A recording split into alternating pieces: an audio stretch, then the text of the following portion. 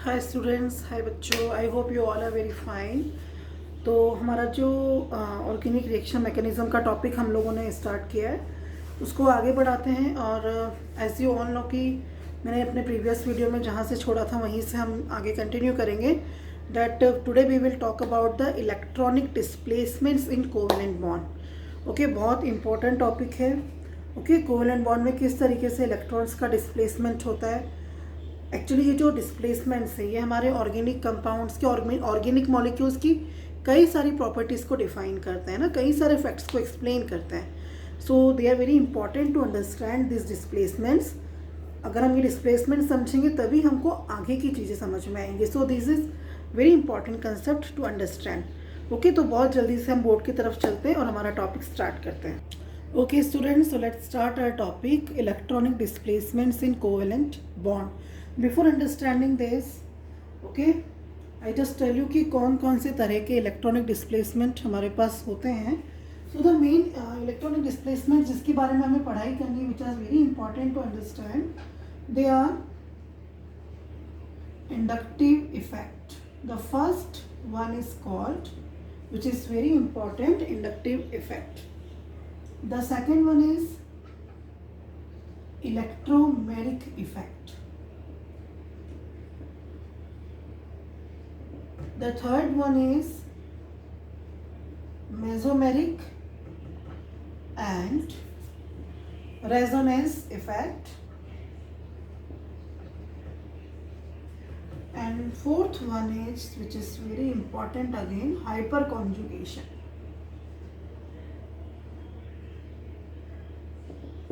Okay, these are the four types of electronic displacement जिनके बारे में हमें बात करनी है और जिन्हें हमें अच्छे से समझना है ताकि हम ऑर्गेनिक केमिस्ट्री में, ऑर्गेनिक मॉलिक्यूल्स में बहुत सारे जो फिनोमिना से, बहुत सारे जो फैक्ट्स हैं उन्हें अच्छे से एक्सप्लेन कर सकें। ओके, तो इसमें से हमारा जो फर्स्ट इफेक्ट है दैट इज इंडक्टिव इफेक्ट, इसे हम आज कवर अप करने की कोशिश करते हैं। ओके, इसी को हम आज कवर अप करेंगे, फिर बाकी के जो इफेक्ट्स हैं वो हम हमारी नेक्स्ट क्लासेस में कवर अप कर लेंगे। तो let us start with the inductive effect.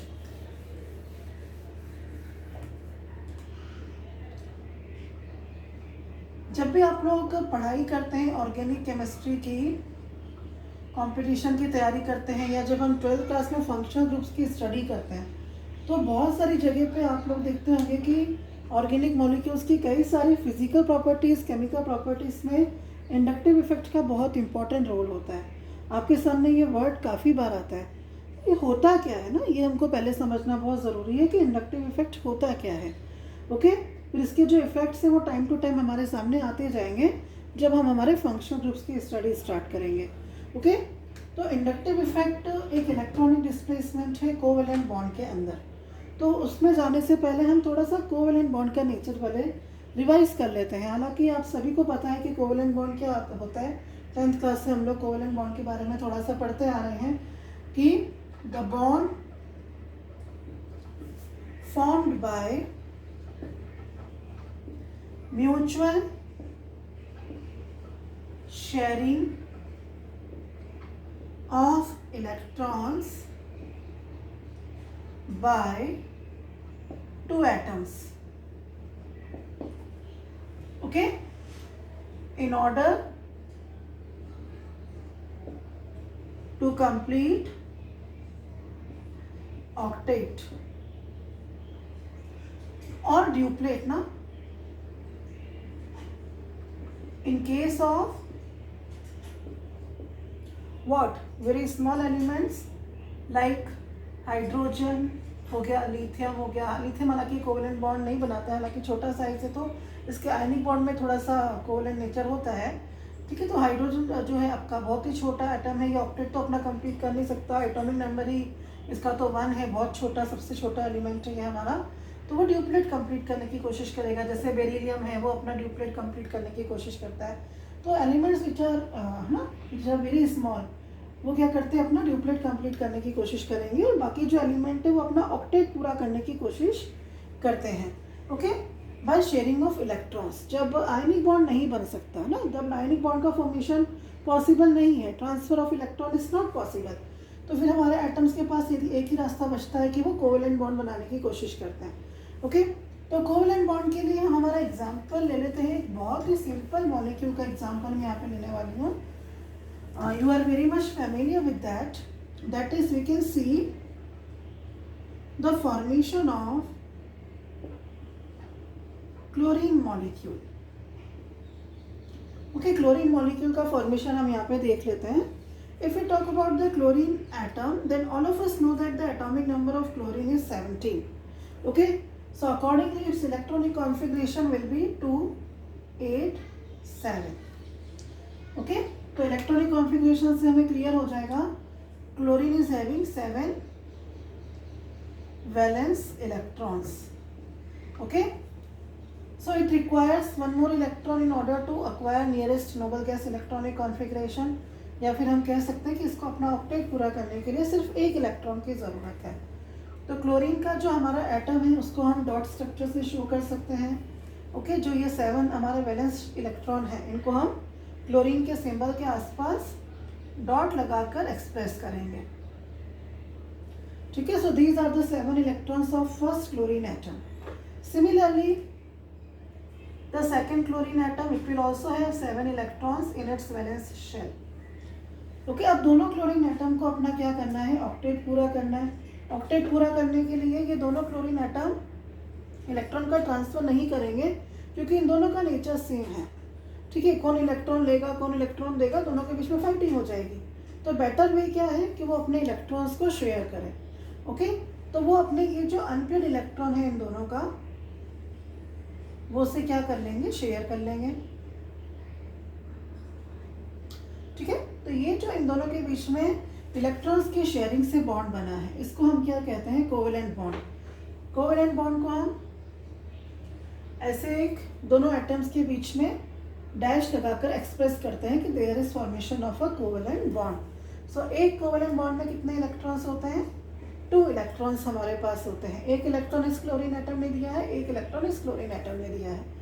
तो ना बच्चों, अब इस केस में जो बॉन्ड बना है वो 2 सिमिलर एटम्स के बीच में बना है. इनफैक्ट वी कैन से कि सेम टाइप ऑफ एटम्स के बीच में बना है. तो होता क्या है अब इस केस में, ये जो दोनों आपके इलेक्ट्रॉन है इस बॉन्ड के, ये दोनों इलेक्ट्रॉन दोनों क्लोरीन एटम्स के बीच में एकदम सेंटर में अलाइन है. या हम कह सकते हैं कि इन इलेक्ट्रॉन्स की जो इलेक्ट्रॉन डेंसिटी है वो दोनों क्लोरीन एटम्स के बीच में सिमेट्रिकली डिस्ट्रीब्यूटेड है. इन दोनों इलेक्ट्रॉन्स के ऊपर दोनों क्लोरीन एटम्स का 50-50% का राइट है. ठीक है, इक्वल हक है इनका दोनों क्लोरीन एटम्स का, कि ये दोनों क्लोरीन, क्योंकि इन दोनों ने बराबर बराबर शेयरिंग की है, तो दोनों का जो राइट है इलेक्ट्रॉन्स पर वो भी बिल्कुल बराबर है. इस वजह से क्या होता है, इन दोनों क्लोरीन एटम्स पे कोई चार्ज डेवलप नहीं होगा. Okay, there will be no charge on this atoms and such type of covalent bond will be known as the non polar covalent bond. और इस तरह के जो हमारे मॉलिक्यूल्स होते हैं इनको हम क्या कहते हैं, नॉन पोलर कोवेलेंट मॉलिक्यूल्स. ठीक है, इन्हें हम क्या कहेंगे, नॉन पोलर कोवेलेंट मॉलिक्यूल्स कहेंगे. बट हमेशा तो ऐसा नहीं होगा बच्चों कि जो कोवेलेंट बॉन्ड है वो सेम एलिमेंट्स के एटम के बीच में ही बने.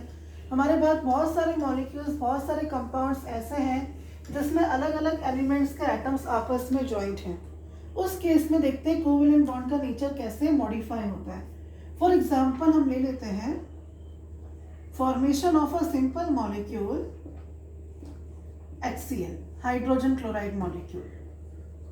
ठीक है, इसका फॉर्मेशन हम स्टडी कर लेते हैं. तो as all of us know कि सिर्फ एक इलेक्ट्रॉन है हाइड्रोजन के पास. एटॉमिक नंबर हमारे हाइड्रोजन का 1 होता है, which is the first element of the periodic table.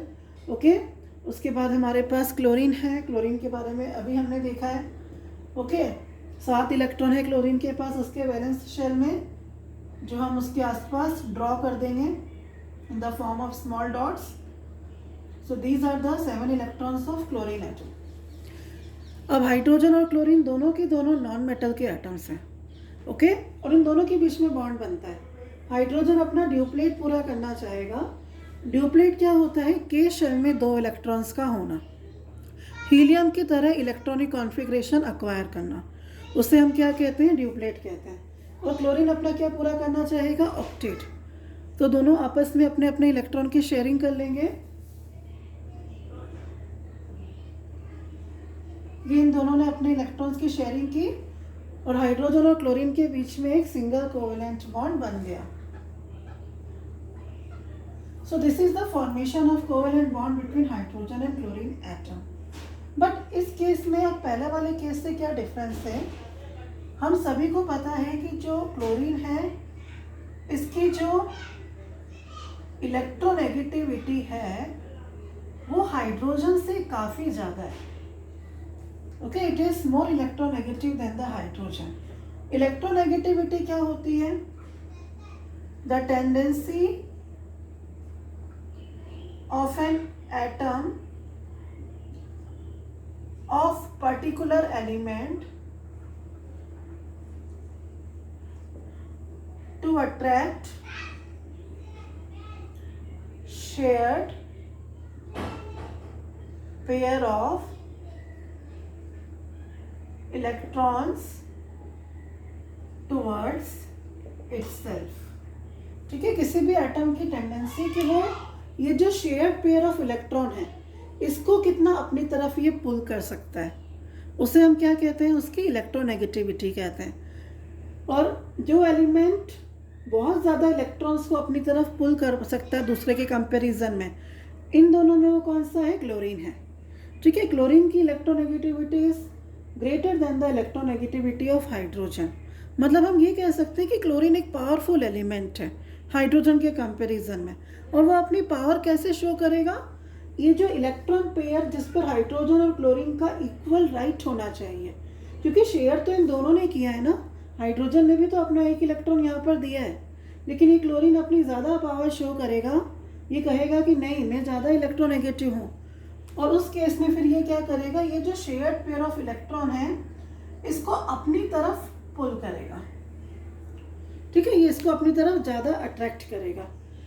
सिर्फ ये शेयर्ड पेयर को अपनी तरफ अट्रैक्ट कर रहा है, बॉन्ड ब्रेक नहीं होगा यहाँ पर। ओके, जो इलेक्ट्रॉन की डेंसिटी इन दोनों के बीच में इक्वली डिस्ट्रीब्यूटेड होनी चाहिए थी वो नहीं है। ठीक है, इलेक्ट्रॉन क्लाउड थोड़ा सा क्लोरीन की तरफ ज़्यादा शिफ्ट हो जाएगा। अब हमें पता है कि जो इलेक्ट्रॉन्स होते हैं वो नेगेटिवली चार्ज होते हैं। अब इलेक्ट्रॉन्स क्लोरीन की तरफ ज़्यादा शिफ्ट हो रहे हैं, क्लोरीन उन्हें खींच रहा है अपनी तरफ ज़्यादा, तो इस वजह से क्लोरीन के ऊपर एक पार्शियल नेगेटिव चार्ज आ जाएगा। ओके, और नेगेटिव हाइड्रोजन से दूर जा रहा है, इसीलिए हाइड्रोजन पर एक पार्शियल पॉजिटिव चार्ज एक्वायर हो जाता है। तो इलेक्ट्रोनेगेटिविटी के डिफरेंस की वजह से हम क्या देख पा रहे हैं कि बॉन्ड चाहे कोवेलेंट हो लेकिन फिर भी मॉलिक्यूल में चार्ज का सेपरेशन हो रहा है। ओके, तो इस तरह का जो कोवेलेंट बॉन्ड होता है जिसमें इलेक्ट्रोनेगेटिविटी के डिफरेंस की वजह से जो इलेक्ट्रॉन पेयर है वो मोर इलेक्ट्रोनेगेटिव एलिमेंट की तरफ खसक जाता है और उससे दो पोल्स बन जाते हैं। ऐसा जो कोवेलेंट बॉन्ड है उसको आप क्या कहेंगे? Polar covalent bond. एंड ऐसे कंपाउंड्स, ऐसे मॉलिक्यूल्स क्या कहलाएंगे? Polar molecules. ओके, इलेक्ट्रोनेगेटिविटी के डिफरेंस की वजह से आपका जो बॉन्ड है कोवेलेंट होते हुए भी उसमें पोलरिटी डेवलप हो जाती है। ओके, ये जो पोलरिटी है वो डाइपोल मोमेंट से स्टडी की जाती है। आपकी क्लास 11th के अंदर बॉन्डिंग वाला जो चैप्टर है उसमें डाइपोल मोमेंट की इंफॉर्मेशन दी गई है हमें। ओके बच्चों, आप अगर कोई पर्टिकुलर टॉपिक आप चाहें कि उस पर मैं वीडियो बनाऊँ या आपको कोई डाउट है उस टॉपिक में, तो आप कमेंट बॉक्स में लिख के दे सकते हैं। तो मैं कोशिश करूँगी कि जल्द से जल्द उससे भी हम कवर अप करने की कोशिश करें। ओके, क्योंकि काफ़ी सारी बेसिक चीज़ें हैं जो हमारे दिमाग में क्लियर होना ज़रूरी है। हालांकि मैं कोशिश करूँगी कि अपने लेक्चर्स में साथ के साथ उन्हें हम कवर अप कर लें, जैसे हमने यहाँ पे कोवेलेंट बॉन्ड के नेचर को कवर अप करने की कोशिश की है। ओके, अब क्या होता है कि जब हम बात करते हैं कोवेलेंट बॉन्ड की कार्बन के कंपाउंड्स के अंदर, ठीक है, क्योंकि बेसिकली हमको इलेक्ट्रॉनिक डिस्प्लेसमेंट ऑर्गेनिक मॉलिक्यूल्स के अंदर पढ़ना है। ओके, तो ऑर्गेनिक मॉलिक्यूल्स मीन्स हम कार्बन के कंपाउंड्स की बात कर रहे हैं, कार्बन के कोवेलेंट कंपाउंड्स की हम यहाँ पे बात कर रहे हैं। तो when we talk about carbon and its compound, तो बहुत सारी जगह पर कार्बन में क्या होता है, कार्बन के कंपाउंड्स में कि कुछ अलग ग्रुप्स का अटैचमेंट होता है उसकी चेन में। ओके, जनरली अगर कोई इलेक्ट्रॉन अट्रैक्टिंग ग्रुप अगर कार्बन के चेन में लगा हुआ है, फॉर एग्जांपल जैसे मैं भी एक सिंपल मॉलिक्यूल ले लेती हूँ, जैसे यहाँ पर X लगा हुआ है, X को आप एक हेलोजन मान लीजिए या आप इसे कोई इलेक्ट्रॉन अट्रैक्टिंग ग्रुप मान लीजिए। ओके, इस केस में क्या होगा, ये जो हेलोजन है it is more electronegative than carbon, ये कार्बन से ज्यादा इलेक्ट्रोनेगेटिव है। ओके, तो ये क्या करेगा भाई, अपने इलेक्ट्रोनेगेटिव नेचर की वजह से ये जो कोवेलेंट बॉन्ड कार्बन और हेलोजन के बीच में है इसे अपनी तरफ खींचने की कोशिश करेगा। ठीक है, अपनी पावर दिखाएगा कि नहीं मुझे चाहिए इलेक्ट्रॉन की डेंसिटी ज़्यादा, तुम थोड़े कम से काम चला लो। इसकी वजह से क्या होगा, इसके ऊपर एक पार्शियल नेगेटिव चार्ज आ जाएगा और कार्बन के ऊपर एक पार्शियल पॉजिटिव चार्ज आ जाएगा। Okay, it will happen there. Okay, so now what happens, इस तरह की पोलैरिटी कार्बन की चेन में ट्रांसमिट होती है। ठीक है, अगर हमारे पास कार्बन की थोड़ी लंबी चेन है तो ये जो चार्ज का सेपरेशन है ये कार्बन की चेन में क्या होने लगता है, ट्रांसमिट होने लगता है। क्या कहना चाह रही हूँ मैं, जैसे सपोज अगर हम एक बड़ी कार्बन की चेन अज्यूम करते हैं, फॉर एग्जांपल ये 4 कार्बन एटम्स है और यहाँ कॉर्नर पर एक इलेक्ट्रॉन अट्रैक्टिंग ग्रुप लगा हुआ है। ओके, अब ये इलेक्ट्रॉन अट्रैक्टिंग ग्रुप है, मतलब ये इलेक्ट्रॉन्स को खींचता है, अपनी तरफ खींचेगा ये। तो ऐसे जो ग्रुप्स होते हैं ना, जो इलेक्ट्रॉन्स पे अपना राइट समझते हैं कि नहीं हम खींच लेंगे, दूसरे से छीन लेंगे हम, उनको क्या कहते हैं हम, इलेक्ट्रॉन विथड्रॉइंग ग्रुप। EWG से इनको शॉर्ट में हम डिनोट कर सकते हैं, इलेक्ट्रॉन विथड्रॉइंग ग्रुप। तो इसने क्या किया, ये जो अपने बॉन्ड के इलेक्ट्रॉन है, और एक चीज़ हमको यहाँ पे एकदम अच्छे से ध्यान रखनी है बच्चे कि यहाँ पे हम सिग्मा बॉन्ड की बात कर रहे हैं। ओके, सिग्मा बॉन्ड जो आपका हेड टू हेड ओवरलैपिंग से बनता है उसकी हम यहाँ पर बात कर रहे हैं। ये सिग्मा बॉन्ड के इलेक्ट्रॉन्स को अपनी तरफ पुल करेगा, इससे उसके ऊपर क्या जनरेट होगा, पार्शियल नेगेटिव चार्ज, और ये जो फर्स्ट कार्बन है उस पर जनरेट हो जाएगा आपका पार्शियल पॉजिटिव चार्ज। ओके, अब ये जो फर्स्ट कार्बन है which is acquiring partial positive charge, इसे गुस्सा आ जाएगा। ठीक है, कि मैं पॉजिटिव क्यों बनूं, मुझे भी थोड़े से इलेक्ट्रॉन की डेंसिटी चाहिए। तो ये थोड़ा सा क्या करेगा, ये पीछे वाला जो बॉन्ड के इलेक्ट्रॉन है इनको पुल करने लगेगा कि मुझे भी इलेक्ट्रॉन चाहिए। तो ये जो पीछे वाला चार्ज है इस पर आएगा पहले वाले से थोड़ा कम positive charge, partial partial positive. Similarly third carbon के साथ होगा। ओके, ये जो चार्ज का सेपरेशन है, ये जो ट्रांसमिशन है चार्ज का, ये लिमिटेड है। ऐसा नहीं है कि मतलब यहाँ पर 100 कार्बन की चेन है तो 100 कार्बन तक वो चलेगा, ऐसा नहीं होता है। Most of the time it is significant up to second carbon only. Okay, most of the time से यहीं तक सिग्निफिकेंट हम इसको मानते हैं। ओके, तो ये जो सिग्मा बॉन्ड के इलेक्ट्रॉन का पार्शियल डिस्प्लेसमेंट है, ध्यान रखना है आपको कि बॉन्ड ब्रेक नहीं हो रहा है। ओके, बॉन्ड ब्रेक नहीं हो रहा है, सिर्फ अपने इलेक्ट्रॉन अपनी जगह से खसक रहे हैं, थोड़े से डिस्प्लेस हो रहे हैं। और कौन से इलेक्ट्रॉन, सिग्मा इलेक्ट्रॉन्स। ठीक है, इस इफेक्ट को हम क्या कहते हैं, इंडक्टिव इफेक्ट कहते हैं।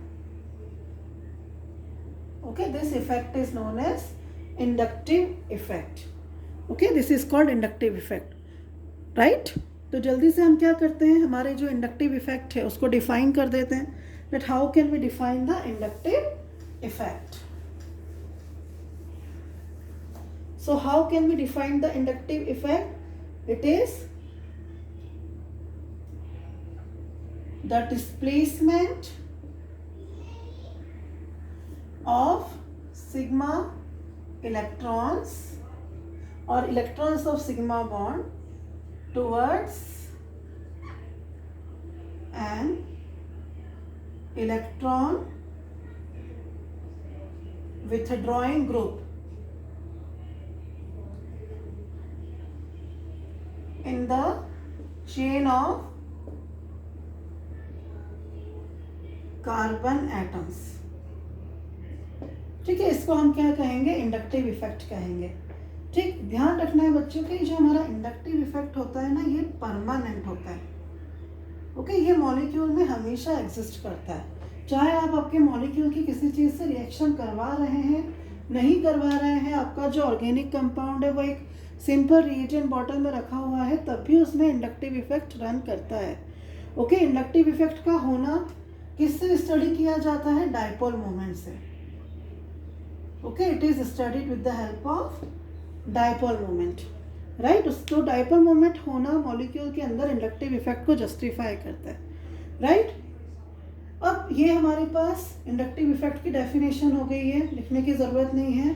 आपको अगर नोट्स चाहिए इस टॉपिक के तो ब्लॉग पर अवेलेबल हैं, जिसका डिस्क्रिप्शन में आपको डिस्क्रिप्शन बॉक्स में दे दूँगी।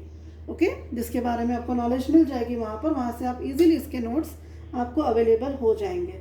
ओके, अब ये जो हमारा इंडक्टिव इफेक्ट है ना, इसको दो तरीके से हम स्टडी कर सकते हैं। दो तरीके क्या क्या हैं इसके? एक तो प्लस आई, आई जो है इंडक्टिव इफेक्ट को रिप्रेजेंट करने का सिंबल है, कैपिटल आई, ऑलवेज रिमेंबर, ठीक है। कैपिटल आई को ही हमें यहाँ पे यूज करना है। और एक हमारा होता है माइनस आई। अब प्लस आई इफेक्ट और माइनस आई इफेक्ट क्या होता है? बेसिकली हम ये कह सकते हैं प्लस आई इफेक्ट वाले ग्रुप और माइनस आई इफेक्ट शो करने वाले ग्रुप। इसके लिए क्या किया गया है? कार्बन हाइड्रोजन बॉन्ड को एज अ स्टैंडर्ड चूज किया गया है, ठीक है। ये हमारा एक स्टैंडर्ड की तरह काम करेगा।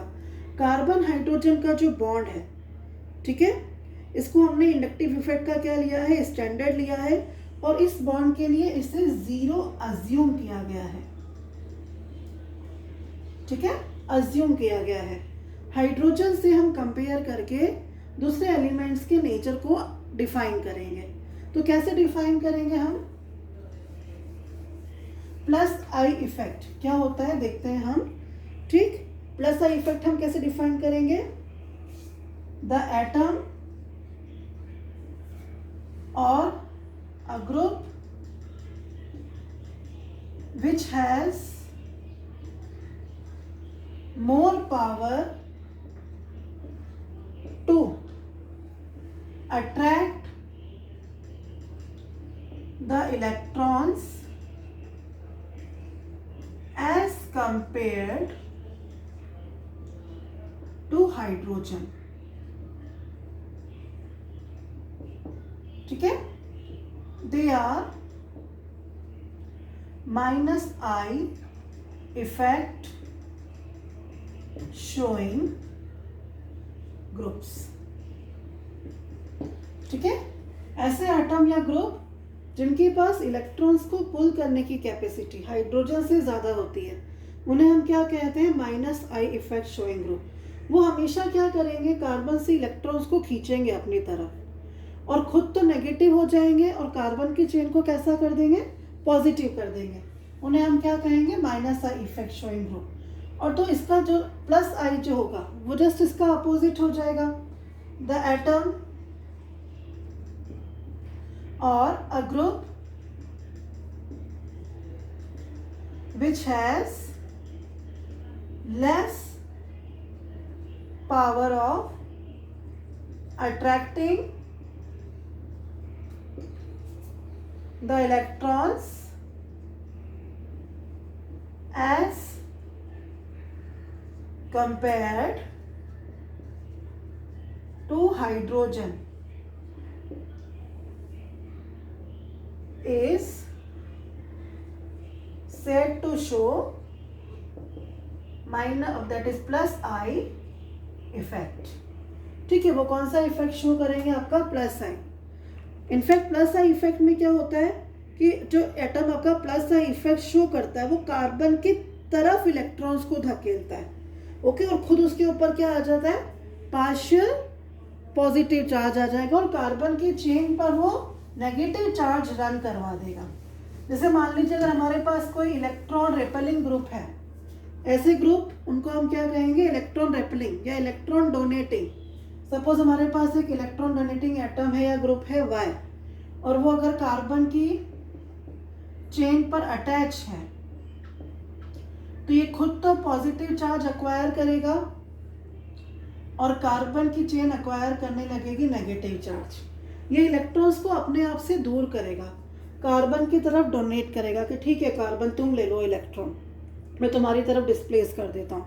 उनको हम क्या कहेंगे? Plus I effect showing groups. Okay, तो हम यहाँ पर देख लेते हैं जो अपने ग्रुप्स हैं, जो एटम हैं, जो इलेक्ट्रॉन खींचते हैं, मैं आपको पहले बता चुकी हूँ, उन्हें हम कहेंगे इलेक्ट्रॉन विथड्रॉइंग या इलेक्ट्रॉन अट्रैक्टिंग। और जो अपने इलेक्ट्रॉन्स को दूर करते हैं खुद से, कार्बन की तरफ धकेल देंगे, उन्हें हम क्या कहेंगे, इलेक्ट्रॉन रिपेलिंग और इलेक्ट्रॉन डोनेटिंग। ये जो कन्वेंशन है ना बेटा, इसको इनगोल्ड कन्वेंशन भी कहते हैं। ठीक है, कि इलेक्ट्रॉन विथड्रॉइंग और इलेक्ट्रॉन अट्रैक्टिंग ग्रुप, ये जो नाम है, ठीक है, इनको इनगोल्ड कन्वेंशन के नाम से भी जाना जाता है। ओके, तो कुछ हम देख लेते हैं कि कौन कौन से हमारे जो एटम और ग्रुप हैं जो माइनस आई इफेक्ट शो करते हैं। ठीक है, वो हम देख सकते हैं। जैसे एक हमारा मोस्ट कॉमन होता है NO2, ठीक है, ये माइनस आई इफेक्ट शो करता है। एक हमारा मोस्ट कॉमन होता है cyanide, it also shows minus I. एक कार्बोक्सिलिक, ये माइनस आई शो करेगा। फ्लोराइड और fluorine, when it is attached to carbon chain, it is showing minus I. Halogen generally they show minus I effect.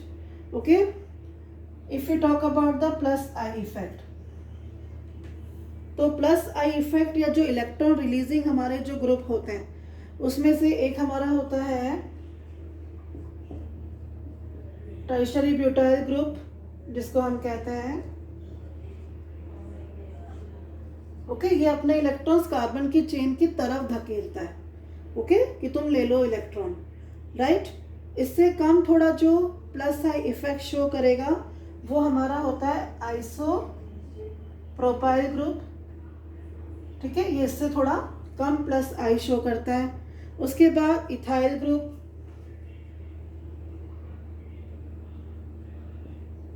ठीक है, then methyl का number आता है, right. तो ये जो हमारे ग्रुप्स हैं ये क्या शो करते हैं, प्लस आई इफेक्ट शो करते हैं। ओके, हाइड्रोजन भी प्लस आई कभी शो करता है, विच इज वेरी लेस, हालांकि कार्बन हाइड्रोजन को हमने जीरो अज्यूम किया है, राइट। तो बेटा ये हमारे क्या होते हैं, दो तरह के ग्रुप्स होते हैं। तो ये माइनस आई वाले कौन है, जो इलेक्ट्रॉन विथड्रॉइंग है। ठीक है, ये आपके कार्बन का जो कोवेलेंट बॉन्ड से उससे इलेक्ट्रॉन को अपनी तरफ खींचेंगे और कार्बन को कहेंगे कि तुम पॉजिटिव हो जाओ। और ये जो प्लस आई वाले जो हैं, ये इलेक्ट्रॉन्स कार्बन की ओर धकेलेंगे और कार्बन को बोलेंगे कि तुम नेगेटिव हो जाओ, हम पॉजिटिव हो जाते हैं। ओके, उन्हें हम क्या कहेंगे, plus I effect showing groups कहेंगे। ओके, तो हमारा ये जो इंडक्टिव इफेक्ट जिसके बारे में हम पढ़ाई कर रहे हैं, इसके जो इम्पोर्टेंट फीचर्स हैं वो क्या क्या हो गए, कि एक तो फर्स्ट ये परमानेंट है। Okay, it is a permanent effect जो हमेशा एग्जिस्ट करता है हमारे मॉलिक्यूल में या कंपाउंड में। ओके, शेयर पेयर सिर्फ शिफ्ट होते हैं। ठीक है, share pair displaces but remains in same valency shell. Okay, bond break नहीं होता है, अपने शेल में ही रहते हैं वो। ठीक, सिर्फ उनका क्या होता है, मोर इलेक्ट्रोनेगेटिव एलिमेंट की तरफ डिस्प्लेसमेंट होता है। Okay, next, due to displacement there is development of partial charges. Electrons के डिस्प्लेसमेंट की वजह से हमारे मॉलिक्यूल में चार्जेस का डेवलपमेंट हो जाता है। नेक्स्ट, कार्बन हाइड्रोजन बॉन्ड को स्टैंडर्ड लिया गया है। ठीक है, और इसके इंडक्टिव इफेक्ट को हमने जीरो माना है, जो कि स्टैंडर्ड है, जो अज्यूम किया गया है। ओके, इसके कंपैरिजन में हमने दो कैटेगरीज के ग्रुप बना दिए हैं, plus I and minus I. Okay, electrons देने वाले प्लस आई, इलेक्ट्रॉन्स लेने वाले minus I effect showing group होते हैं। ओके, तो ये हमारा इंडक्टिव इफेक्ट होता है बेटा। इंडक्टिव इफेक्ट हमारे मॉलिक्यूल्स जो बेसिकली हमारे जो ऑर्गेनिक कंपाउंड्स हैं, बहुत सारे हमारे जो ऑर्गेनिक मॉलिक्यूल्स हैं, इनके कई सारे फैक्ट्स को, कई सारी प्रॉपर्टीज़ को बहुत अच्छे से एक्सप्लेन करता है।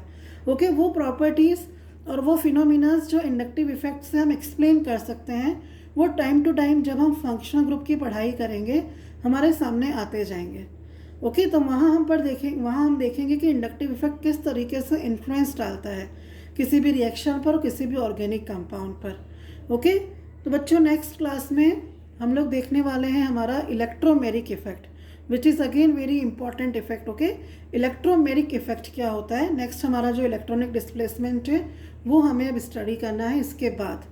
ओके स्टूडेंट्स, आई होप आपको टॉपिक अच्छा लगा होगा, समझ आया होगा। And if you like it then please press the like button and share it with your friends and subscribe the channel. Okay, till then stay home, stay safe.